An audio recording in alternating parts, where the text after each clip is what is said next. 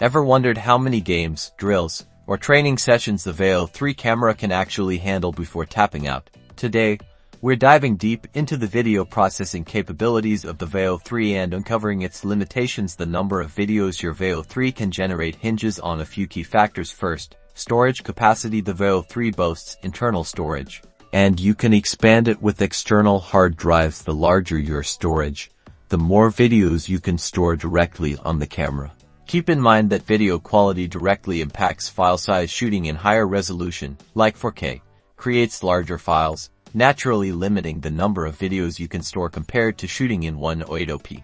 Processing power also plays a vital role. The Veo 3's internal processor handles stitching together the footage from its multiple lenses. While powerful, processing large volumes of data can take time if you're constantly recording back-to-back sessions. The camera needs time to process and render those videos.